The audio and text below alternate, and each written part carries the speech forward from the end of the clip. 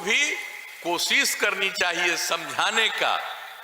तो ये हम आज आप लोगों से यही कहेंगे, हम पहले भी कहते हैं कि पूरे तौर पर ये अभियान चलाने का मकसद क्या है, ये लोगों के बीच में कहना, लोगों के बीच में पूरी बात कहना। और आप जानते ही ना कि गड़बड़ करता ही न है, और शराब पिएगा, और शराब पिलाने वाला गड़बड़ शराब पिलावेगा, मर जाएगा। नमस्कार, आपके साथ मैं रोहित कुमार, आप न्यूज फॉर नेशन पर हैं। बिहार के मुख्यमंत्री नीतीश कुमार बिहार भर में समाज सुधारने के अभियान पर हैं। गोपालगंज पहुंचे हैं तो वहां पर बिना नाम लिए हुए मंच से सीएम नीतीश कुमार ने जीतन राम मांझी समेत वैसे लोगों को कड़ा संदेश दे दिया है जो कि शराबबंदी को खत्म करने की या तो बात कहते हैं या ये कहते नजर आते हैं कि शराबबंदी से जो नुकसान है वो गरीबों का हो रहा है। आपको बता दें कि बिहार के पूर्व सीएम और इस वक्त एनडीए में शामिल हिंदुस्तानी अवाम मोर्चा के जीतन राम मांझी के ऐसे कई बयान हैं जिन बयानों में वो लगातार शराबबंदी को फेल होने की बात कहते रहे। ये तक कहते रहे हैं कि इससे सिर्फ और सिर्फ जो गरीब तबका है वो परेशान होता है। ये तक कहते रहे हैं कि शराब जो है बंदी जो है वो खोल देनी चाहिए, और लोगों से, अपने समाज के लोगों से अपील भी कर रहे हैं कि लोग छुप छुपा करके पिएं, यानी पी सकते हैं। इस तरह की चीजें की जा रही हैं। ऐसे में नीतीश कुमार ने नाम तो नहीं लिया, लेकिन किस तरीके से शराबबंदी पर एक तरीके से कहें कि लोगों के बीच में गलत चीजों को पेश करने वाले लोगों के खिलाफ में किस तरीके से नीतीश कुमार गुस्से में आए और किस तरीके से कड़ा संदेश दे दिया है कि जो भी गलत करेगा उसको छोड़ा नहीं जाएगा, हर किसी के खिलाफ सख्त से सख्त कार्रवाई होगी। सुनवाते हैं आपको। लोगों को भी कोशिश करनी चाहिए समझाने का।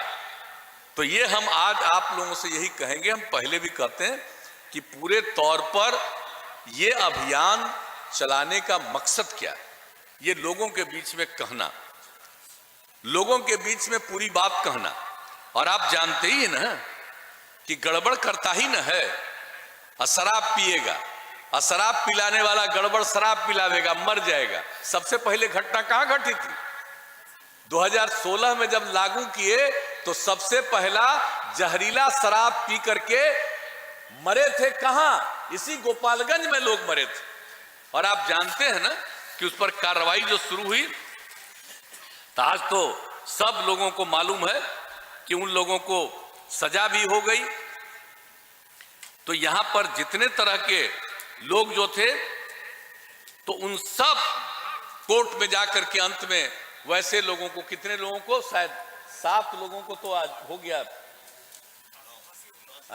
फांसी की सजा हो गई, फांसी की सजा हो गई। मर्द लोग जो थे गड़बड़ करने वाले, कोर्ट ने फांसी की सजा दे दी। गड़बड़ करोगे, शराब बनाओगे, शराब पिलाओगे, लोगों को मारोगे, तो आप सोच लीजिए क्या स्थिति है। तो ऐसी सजा मिल गई। और जो उसमें कुछ महिलाएं शामिल हो गई थी, तो उन लोगों को तो खैर आजीवन कारावास की सजा हो गई। ये कोर्ट का फैसला हो गया। तब आप सोच लीजिए, तो जहां पर गड़बड़ करने वाले कुछ लोग थे, जो कुछ भी किया इधर उधर, और जो यहां पर जिस तरह से तेजी से कार्रवाई हुई, और उसका नतीजा आप देख रहे हैं ना। लेकिन कुछ तो गड़बड़ करने वाला होता ही न है। तो ऐसे लोगों को तो हमेशा सतर्क और सचेत रहना। अभी हाल ही में कुछ घटना घटी इसी बिहार राज्य में, तो कई तरह पर हुआ कि लोगों को शराब पिला दिया, मर गए, और लोग तरह तरह की बात करने लगे। तो उसी समय हमने कहा कि भाई अगर शराब पिएगा तो शराब पीता है पीने वाले को ये समझना ना चाहिए कि शराब पियोगे तो बचोगे नहीं, मर जाओगे। मत पियो। अगर शराब लोगे, गड़बड़ तरीके से कोई इधर से उधर कर रहा तो तुमको पिला देगा, मर जाओगे। देखिए कितनी बड़ी संख्या में लोग मर गए। तो ऐसी स्थिति आई। उस समय फिर हमको लगा कि भाई हम लोग तो इतना अभियान चलाते रहते हैं और बार बार समीक्षा बैठक करते हैं, पुलिस के तरफ से भी और इस मद्य निषेध विभाग की तरफ से भी सारा सब कुछ होता रहता है, लेकिन फिर भी कहीं ना कहीं तो गड़बड़ करने वाले लोग रहते ही है। तो इसलिए एक बात हो गई कि भाई फिर सब लोगों को शराब पिला दिया, मर गए, तो हम लोगों को फिर से लोगों को सजग और सचेत करने के लिए फिर से अभियान चला देना होगा, ताकि लोगों के बीच में। इसलिए हम आप सब लोगों से आग्रह करेंगे कि एक एक चीज करिएगा। कुछ तो गड़बड़ करने वाला लोग है।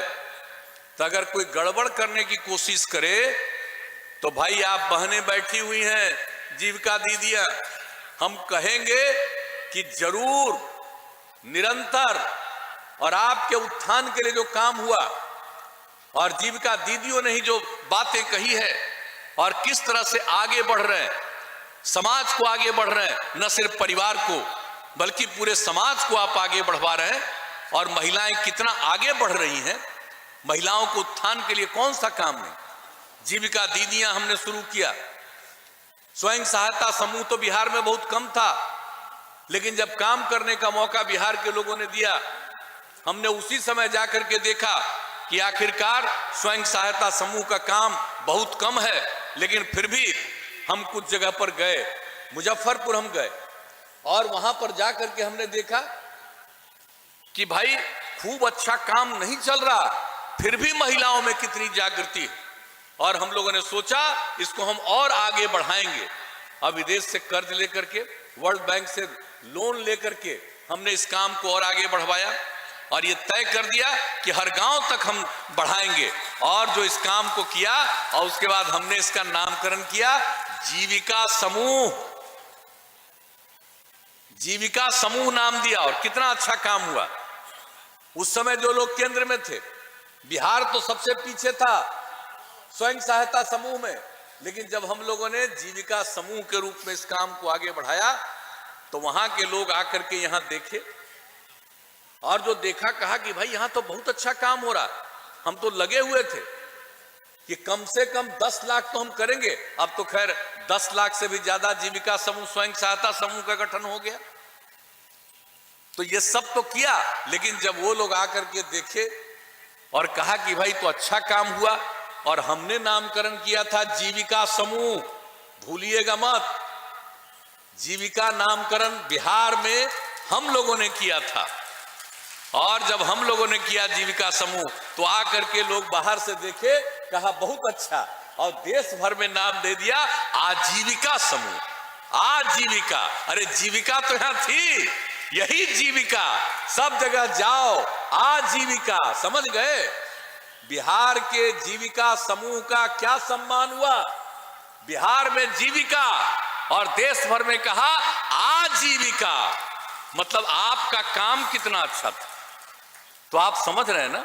लेकिन फिर भी आपके बीच में भी कुछ लोग बायां दायां इधर उधर दिमाग में डालने की कोशिश करेगा, उसके चक्कर में मत पड़िएगा, निश्चित रूप से आगे बढ़िएगा। और न सिर्फ आप आगे बढ़िएगा बल्कि पूरे समाज को आप आगे बढ़ा रही हैं, आगे बढ़ाइएगा।